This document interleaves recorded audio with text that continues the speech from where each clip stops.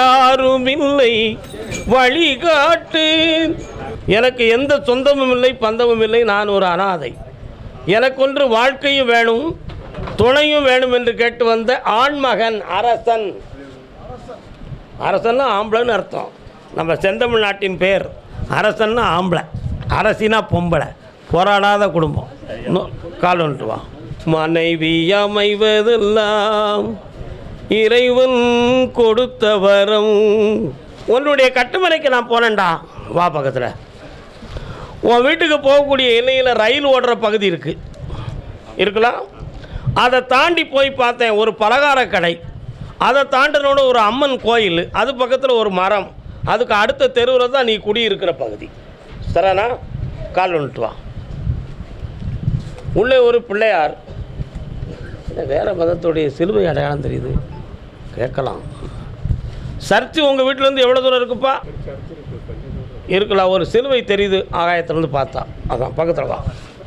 உன்னுடைய கட்டுமனைக்கு நான் போய் பார்த்தேன்.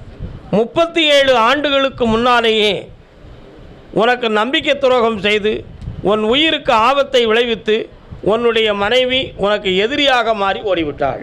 உண்மையா? கால் வந்துட்டு வா. எடுத்த உடனே துரோகத்தை பற்றியாக பேசணும். இப்போதைக்கு உன்னுடைய பணத்தை எல்லாம் புடுங்கிட்டு நிற்கதியான நிலைகளில் வேதனைப்பட்டு உன் உடம்பில் ஒரு பகுதி இடுப்பு, கால், முட்டு போன்றவைகள் உணர்ச்சியற்று மரமறுத்த நிலையும் வேதனையும் நடக்கு. உண்மையா? கால் வந்துட்டு வா. இப்போ உன்னுடைய 2 கேள்வி. எனக்கு நிலையான தொழில் கிடைத்தாலும் அந்த பணம் எனக்கு தங்காமல் இருக்கிறதுக்கு எனக்கு காரணம் தெரியணும். அடுத்து, இவ்வளவு நாளும் இருந்த வாலிப காலத்தில் தனிமையில் என்னுடைய வாழ்க்கையை நான் ஓட்டிட்டேன். இனி தளர்ந்த காலத்தில் என்னை தாங்குவார் யார் இருக்கா? அதனால் எனக்கு ஒரு உண்மையான துணை வேணும். இந்த 2 உன்னுடைய கேள்வி. அதனால் உனக்கு வருமானத்தை நிலைக்க வைக்கக்கூடிய மகா சக்தியும் தாரேன், சரியாக 9 மாதத்தில் ஒரு பெண் துணையும் தாரேன். நடத்தி வச்சா போதுங்களா? கால் விட்டுருவோம்.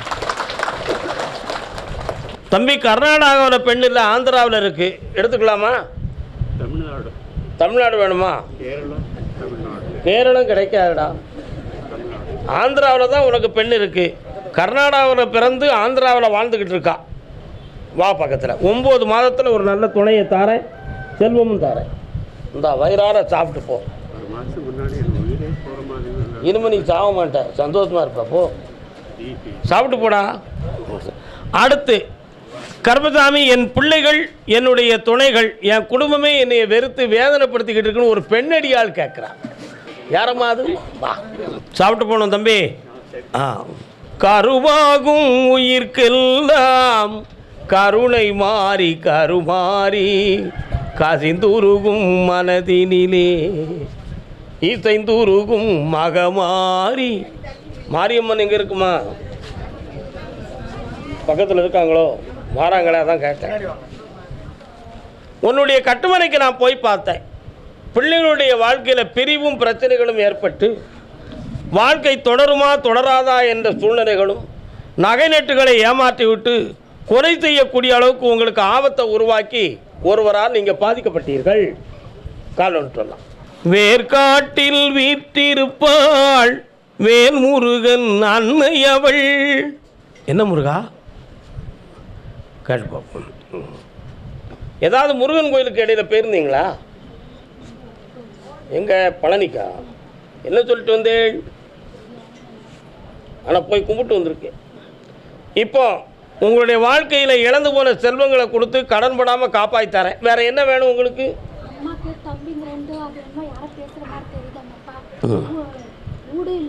பக்கத்தில் வரலாம். மனநிலைகள் பாதிக்கப்பட்டிருக்கு, அது உங்கள் சொந்தங்களால் உருவாக்கப்பட்டது. இந்த நிலைகளை மாற்றி வெற்றியாக்கி தரேன். 3 முறை என்னை சந்தியுங்கள். வரலாம். வரும்பொழுது இங்கே பாலாபிஷேகம் பண்ணணும். எஸ், போயிட்டோம். அடுத்து பேசுவோம். இந்தா உனக்கு வியாபாரம் நல்லா ஓடணும், நல்லா போயிட்டோம். கர்மசாமி, நான் உழைத்த பணமெல்லாம் வேஸ்ட் ஆகி தொழில் நடத்தணும்னு நினச்சிக்கிட்டு இருக்கேன். அதுக்கு எனக்கு எந்த உதவியும் இல்லைன்னு ஒரு கணவன் மனைவி 2 பேர்கள் கேட்க வந்திருக்கிறார்கள். அரபிய நாட்டு பன்னீர் பாட்டு சத்தம் கேட்கு. நாகூர் கலிபா பாட்டு கேட்க. நீங்கள் இஸ்லாமியர்களா? கால் வந்துட்டாங்க. இதுவரை உழைத்த முதல்கள் உங்களை கைவிட்டு போயிடுது. இப்போ தொழில் சொந்தமான நிலைகளில் தொடங்குவதற்காக நினைக்கிறீங்க, ஆனால் அதுக்கு உதவி இல்லை. புரியுதா? அதே மாதிரி உங்கள்கிட்ட துணையாக இருந்த ஒரு உயிர் உங்களை விட்டு பிரிஞ்சு போயிடுது. இப்போ உனக்கு தொழில் வேணுமா, பிரிஞ்சு போனது வேணுமா? கால் நிமிட்டுவாங்க. உங்களுடைய டாக்குமெண்ட்டை போய் நான் பார்த்தேன். அது நீதிமன்றத்துக்கு செல்லக்கூடிய நிலையும் தேவையில்லாத எதிரிகளால் பாதிக்கப்படக்கூடிய சூழ்நிலையும் நடந்து உங்களை இருக்க இடத்துல இருந்து விரட்டதுக்கு வேண்டிய பிளான் போட்டிருக்காங்க. இந்த நிலைகளிலிருந்து உங்களை காப்பாற்றி உங்கள் உரிமையை வாங்கி தந்தால் போதுமா? கால் வந்துட்டு வா, வரலாம். வேறு என்ன வேணும்? ஒரு வாரம் கேட்டுக்கலாம். இந்த சித்திரை மாதத்துலேருந்து உங்களுக்கு தொழில் அமையும். வெற்றியாக்கி தரேன். பல லட்சங்கள் சம்பாத்தியம் செய்யுங்க. நல்லா இருக்கும். வயிறார சாப்பிட்டு போமா? சரி. கர்மசாமிக்கு பெங்களூர் எல்லை கணவன் மனைவி. என்னப்பா வேணும்?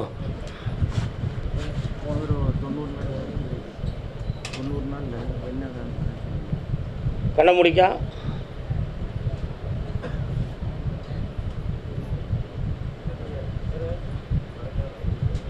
இன்னும் ஒரு 20 நாட்களில் வெளிநாடு சம்பந்தமான தொடர்பும் செய்தியும் உனக்கு கிடைக்கும். அதை நான் வெற்றியாக்கி தந்தால் போதும்ல? கால் வந்துட்டு வரலாம். தம்பி, இந்த பொண்ணை விரும்பி கல்யாணம் முடிச்சுக்கிட்டியா? அது சொந்தம்லாம் கல்யாணம் முடித்த பிறகு தான் சொந்தம். இந்த வேறு என்ன வேணும்? இப்போதைக்கு வேண்டாம். 20 நாட்கள் கால அவகாசம் இருக்குது. பொறுமையாக இருந்து செயல்படும். 20 நாட்கள் டைம் இருக்குடா, பொறுத்துக்கலாம். கர்மசாமிக்கு வெளிநாட்டில் இருக்கிற என் பிள்ளைய சரியாக்கித்தான்னு கேட்டு வந்தவங்க. வெளிநாட்டில் யாருக்குப்பா பிள்ளை இருக்குது? கண்ணங்கருத்த கிளி கட்டழகன் தொட்ட கிளி அண்ணனடை போட்டாளடி. மெக்காவுக்கு பேர் கேளாது வர எத்தனை முறை போனீங்க?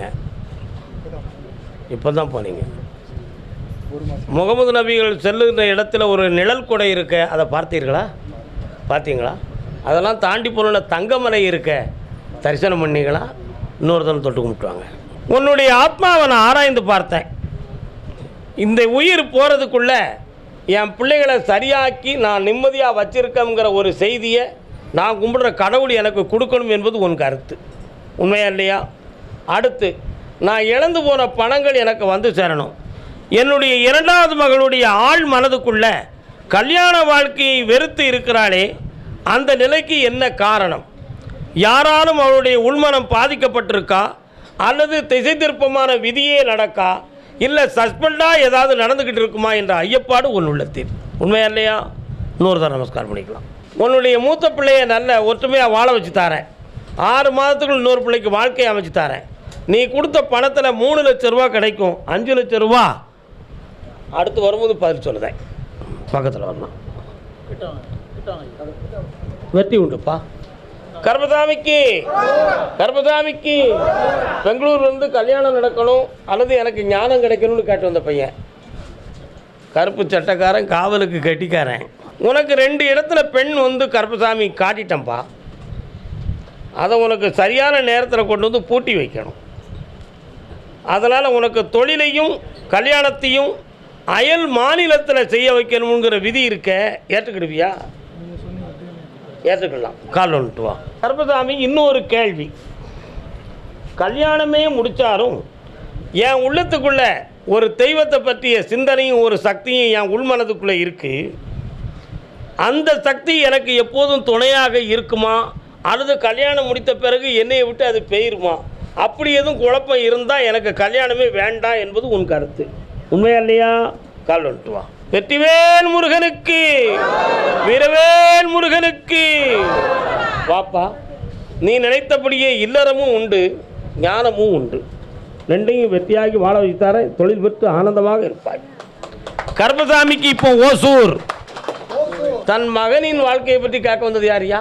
பையன், ஆம்பளை பையனை பற்றி. வா. அங்காளம்மன் எங்கேயா இருக்கா? பக்கத்தில் இருக்காங்க. முருகப்பெருமான் இருக்காரா? பக்கத்தில்.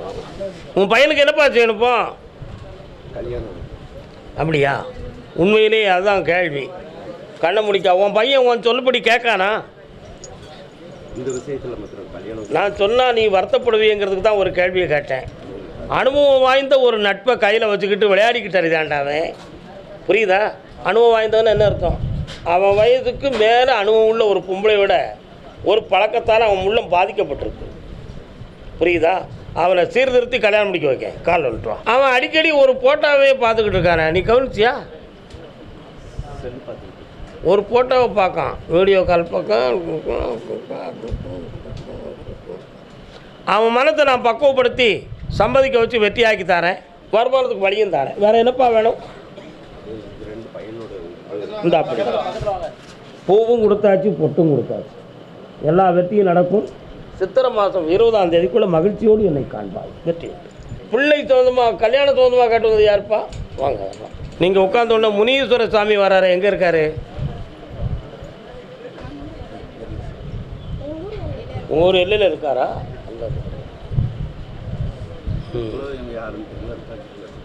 குலதெய்வம் யாருன்னு தெரியலையா உங்களுக்கு? உங்களுக்கு முன்னோர்கள் வணங்கிய தெய்வத்தில் வீரபுத்திரர் ஒன்று, அன்னை காளியம்மா. அதை நீங்கள் அங்காளியாகவே கும்பிடலாம். அதுதான் உங்களுக்கு. வீடு சம்மந்தமாக ஒரு குழப்பம் இருக்குன்னு சாமி இருக்கு. என்ன விஷயம் அது? அப்போ சொத்து சொந்தமாக கல்வின்னு சொன்னேன், எனக்கு வரல. சரி, கால் வந்துட்டுவாங்க. 5 பேரும் 5 குணத்தில் உட்காந்துருக்கியப்பா. 5 பேரும் 5 குணத்தில் உட்காந்துருக்கிய. ஒருவன் கடவுளை நம்புவான், சோசியத்தை நம்ப மாட்டான். ஒருவன் அறிவையும் தொழிலையும் நம்புவான், பாக்கி யாரையுமே நம்ப மாட்டான். இன்னொருத்தன் தான் பிடித்ததை கொள்கை, வேறு யாரை பற்றியும் கவலைப்படாமல் இருப்பான். இந்த 3 பிள்ளைகளுடைய குணமும் இப்படி ஒரு குணம் உள்ளவங்க. ஒருவன் வெளிநாட்டுக்கு செல்வான், மற்ற இருவர் இந்த நாட்டிலேயே நல்ல தொழில் பார்த்து முன்னேறுவார்கள். புரியுதா? இப்போதைக்கு வேறு என்ன வேணும்? கல்யாணம் பார்த்து யாருக்கு? அவனுக்கு வைகாசி மாதத்தில் கல்யாணம் நடக்கும். அதில் எந்த குழப்பமும் இருக்காது. என்ன? முருகப்பெருமானுடைய வேல் தெரிகிறதே, ஒரு வேல் எடுத்து வீட்டில் வச்சு கும்பிட ஆரம்பிச்சுட்டான். சரியா? வைகாசி விசாகத்துக்கு பின்பு மணக்கோலத்தை காண்பார். சர்வமும் வெற்றியாக நடக்கும். அந்த வீடு அறகுறையில் கிடக்க அதுக்கு என்ன காரணம்னு கேட்டியா? கேட்கல. கண்ணை முடிக்கா பார்ப்போம்.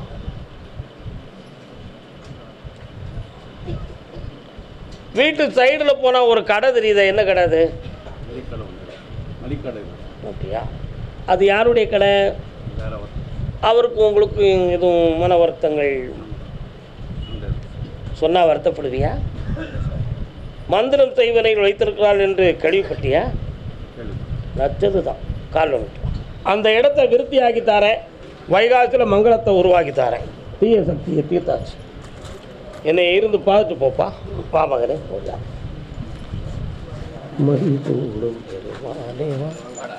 வாடா தம்பி, நல்லா இருக்கியா? சாப்பிட்டு போங்க. அறகுறையாக போகக்கூடாது. என்ன? அறகுறையாக போகக்கூடாது. கர்பசாமிக்கு கர்பசாமிக்கு அடுத்த பைசில் சேலம். சேலம் வாங்க. சேலம் சேலம். கர்பசாமி, என் வழக்கில் எனக்கு வெற்றியும் கிடைக்கணும். அடுத்த வழக்கு யாரும் என்னை தொடாமல் பார்க்கணும். எனக்கு ஒரு புதிய வாழ்க்கை வேணும்னு கேட்டு வந்தவன். உன்னுடைய ஆத்மாவை நான் கொஞ்சம் அளந்து பார்த்தேன். அப்படி ஆழ்ந்து பார்த்ததில் 300 ஜென்மத்தில் சில பாவங்களை செய்து மனவேதனைகளை பிறருக்கு அடைய வைத்து பல பேர்களுடைய சாபத்தை பெற்று வந்த மகன் நீ. ஆனால் இந்த பிறவியில் அந்த சாபத்தை எல்லாம் நீக்கி காசி வரை சென்று கர்மத்தை தீர்த்து இப்பொழுது புனித பிறவியாக நீ வந்திருக்கிறாய். அதனால் 1, 2, 3, 4, 5, 6, 7வது 7ஆம் இடத்தை பார்த்து உன்னுடைய மனைவி வாழ்க்கையை பற்றி பேசணும். புதிய மனைவி எனக்கு வேணும் கர்பசாமி. பழைய வாழ்க்கையில் நான் பல துரோகங்களை நான் அனுபவிச்சிட்டேன். அதனால் இனி வரக்கூடியவங்க நானே தஞ்சம்னு இருக்கிறத மாதிரி எனக்கு ஒரு கல்யாணத்தை முடிச்சு வைன்னு கேட்குறேன். கால் வந்துட்டு வா. இப்போ கேரள தேசத்தை போய் பார்த்தேன். அவங்க உனக்காக எந்த ஒரு முடிவும் நீ எடுக்கலை. அதனால் அதில் 2 பேர்கள் ஏற்கனவே அந்த பொண்ணை இப்போ கேட்டு லோக்கல்லே கேட்டு கல்யாணம் நடக்கிறதுக்கு ஏற்பாடு பண்ணிக்கிட்டு இருக்காங்க. அதனால் வேற ஒரு வழியில் உனக்கு நல்ல ஒரு பெண்ணை கொண்டு வந்து வச்சு கல்யாண வாழ்க்கையை வாழ வச்சு தந்தால் போதும்ல. அதுக்கு பிறகு உனக்கு ஒரு நல்ல வருமானத்துக்குரிய வழியவும் நான் உருவாக்கி தரேன் மகனே. கண்ணை முடிக்கா. இந்த ஆடி அமாவாசைக்கு பிறகு எல்லாம் வெற்றியாக அவனுக்கு நடந்துடும். மிலிட்ரியிலிருந்து முத பண்டாட்டி பேர் நீக்கி வந்துடணும், ராணுவத்திலிருந்து லெட்டர்லாம் அனுப்பிடுது. அப்படியா? அப்படியாடா? பேர் நீக்கி. சித்திரை மாதம் 20ஆம் தேதி அந்த சான்று உனக்கு கிடைக்கும். போ.